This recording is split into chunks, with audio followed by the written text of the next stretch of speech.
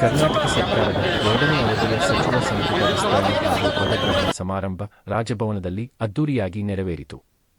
ನೂತನ ಸಚಿವರು ಪದ ಮತ್ತು ಗೌಪ್ಯತೆಯ ಪ್ರಮಾಣವಚನ ಸ್ವೀಕರಿಸಿದ ಬಳಿಕ ರಾಜಭವನದ ಮುಂಭಾಗದಲ್ಲಿ ಅಭಿಮಾನಿಗಳು ಹಾಗೂ ಕಾಂಗ್ರೆಸ್ ಕಾರ್ಯಕರ್ತರು ಸಂಭ್ರಮಾಚರಣೆ ನಡೆಸಿದರು.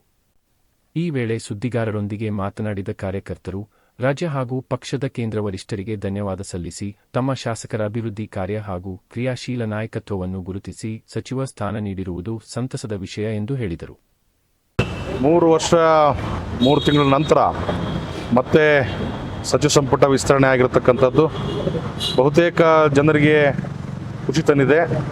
ಅಲ್ಪ ಸ್ವಲ್ಪ ನಮ್ಮ ರಾಜ್ಯದ 5 ಬಾರಿ 6 ಬಾರಿ ಗೆದ್ದಿರತಕ್ಕಂಥ ಭಾಳಷ್ಟು ಜನ ಶಾಸಕರಿಗೆ ಅವಕಾಶ ಸಿಗಲಿಲ್ಲ ಅಂತಕ್ಕಂಥ ನೋವಿದೆ.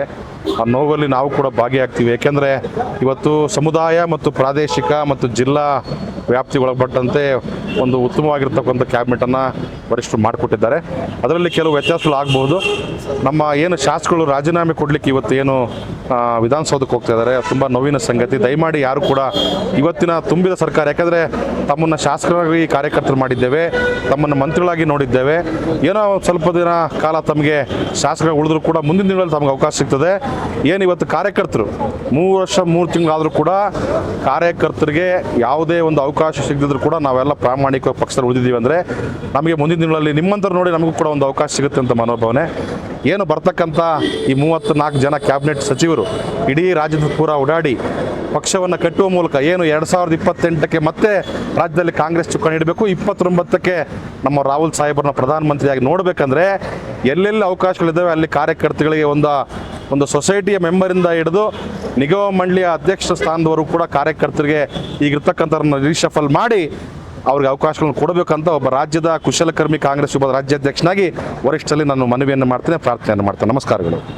ನಮ್ಮ ಚಳ್ಳಕೆರೆ ಮತಕ್ಷೇತ್ರದ ಮತದಾರರ ಪರವಾಗಿ ನಮ್ಮ ಮಾನ್ಯ ಮಾಜಿ ಮುಖ್ಯಮಂತ್ರಿಗಳಾದ ಸಿದ್ದರಾಮಯ್ಯ ಸಾಹೇಬರಿಗೆ ಹಾಗೂ ಹಾಲಿ ಮುಖ್ಯಮಂತ್ರಿಗಳಾದ ಡಿ ಕೆ ಶಿವಕುಮಾರ್ ಸಾಹೇಬರಿಗೆ, ನಮ್ಮ ಟಿ ರಘುಮೂರ್ತಿ ಸಾಹೇಬರು ಅವರ ಕೆಲಸ ನೋಡಿ ಅವ್ರಿಗೆ ಇವತ್ತು ಮಂತ್ರಿಗಿರಿ ಸ್ಥಾನ ಕೊಟ್ಟಿದ್ದಾರೆ. ಅವರಿಗೆ ನಾವು ನಮ್ಮ ಮತಕ್ಷೇತ್ರದ ಎಲ್ಲ ಜನಪ್ರತಿನಿಧಿಗಳು ಮತದಾರರು ಅಭಾರಿಯಾಗಿರ್ತೀವಿ. ಹಾಗೆ 30 ವರ್ಷ ಆದಮೇಲೆ ನಮ್ಮ ಚಳ್ಳಕೆರೆ ಕ್ಷೇತ್ರಕ್ಕೆ ಮಂತ್ರಿಗಿರಿ ಸ್ಥಾನ ಒಲಿದು ಬಂದಿದೆ. ಬಟ್ ಅದು ಕೊಟ್ಟಿರೋದಕ್ಕೂ ಒಂದು ಸಾರ್ಥಕತೆ ಇದೆ. ಇಡೀ ರಾಜ್ಯದಲ್ಲಿ ನಮ್ಮ ಚಳ್ಳಕೆರೆ ನಗರವನ್ನು, ಚಳ್ಳಕೆರೆ ತಾಲೂಕನ್ನು ರಘುಮೂರ್ತಿ ಸಾಹೇಬರು ಯಾವ ರೀತಿ ಅಭಿವೃದ್ಧಿ ಮಾಡಿದ್ದಾರೆ ಅಂತೇಳಿ ಎಲ್ಲ ಕಡೆನೂ ಮನೆ ಮಾತಾಗಿದೆ. ಮೊನ್ನೆ ಯಾರೋ ಮೈಸೂರಲ್ಲಿ ಒಬ್ಬರು ಅದ್ರ ಬಗ್ಗೆ ಮಾತಾಡ್ತಿದ್ರು, ಎಲ್ಲ ಏನು ಅಭಿವೃದ್ಧಿ ಮಾಡಿದ್ದಾರೆ ಅಂತೇಳಿ ಇಂಚು ಮಾಹಿತಿ ತಗೊಂಡು ಎಲ್ಲ ಮಾತಾಡಿದ್ದಾರೆ. ಅಂಥ ಸಾಧಕರಿಗೆ ಇವತ್ತು ಸಿಕ್ಕಬೇಕಾಗಿರೋ ಉನ್ನತ ಸ್ಥಾನ ಸಿಕ್ಕಿದೆ. ಹಾಗಾಗಿ ನಮ್ಮ ಮತಕ್ಷೇತ್ರದ ಪರವಾಗಿ ಎಲ್ಲ ಚಳ್ಳಕೆರೆ ಜಿಲ್ಲೆಯ ಜನತೆ ಪರವಾಗಿ ನಾವು ಅಭಿನಂದನೆ ಸಲ್ಲಿಸ್ತಾ ನನ್ನ ಮಾತನ್ನು ಮುಗಿಸ್ತೀವಿ. ಯಾವ ಖಾತೆ ಕೊಡಬೇಕು ಅಂತ ಏನಾದರೂ ತಮ್ಮ ಅಭಿಪ್ರಾಯ ಇದೆಯಾ ಸರ್? ಅವ್ರಿಗೆ ನಾನು ನೋಡ್ದಂಗೆ ಸಮಾಜ ಕಲ್ಯಾಣ ಕೊಟ್ಟರು ನಿಭಾಯಿಸ್ತಾರೆ, PWD ಕೊಟ್ಟರು ನಿಭಾಯಿಸ್ತಾರೆ.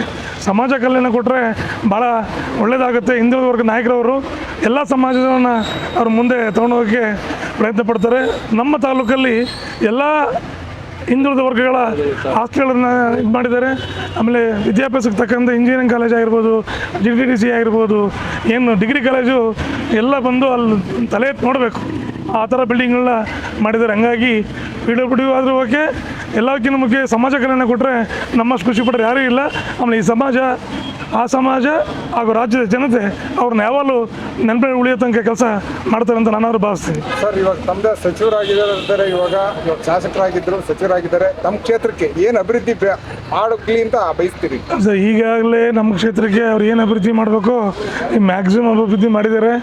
ಈ ಪರಶುರಾಮಪುರ ತಾಲೂಕು ಘೋಷಣೆ ಒಂದು ಮಾಡ್ತೀವಿ ಅಂತ ಅವರು ವಾಗ್ದಾನ ಕೊಟ್ಟಿದ್ದಾರೆ, ಮಾತು ಕೊಟ್ಟಿದ್ದಾರೆ. ಮತ್ತು ತಾಲೂಕು ಘೋಷಣೆ ಮಾಡಲಿಲ್ಲ ಅಂದರೆ ಮುಂದಿನ ಎಲೆಕ್ಷನಲ್ಲಿ ನಾನು ಕಂಟೆಸ್ಟ್ ಮಾಡಲ್ಲ ಅಂತ ವಾಗ್ದಾನವನ್ನು ನಮ್ಮ ಜನಪ್ರತಿನಿಧಿಗಳಿಗೆ ಹಾಗೂ ಮತದಾರರಿಗೆ ಕೊಟ್ಟಿದ್ದಾರೆ.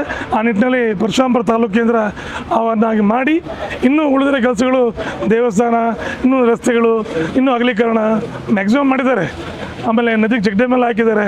ಇನ್ನೂ ಎಷ್ಟು ಸಾಧ್ಯನೇ ಅಷ್ಟು ನಮ್ಮ ತಾಲೂಕನ್ನು ಇಡೀ ರಾಜ್ಯದಲ್ಲಿ ಗುರುಸಾಗಿ ಮಾಡ್ತಾ ನಮಗಾರು ಆಶಾಭಾವನೆ ಇದೆ.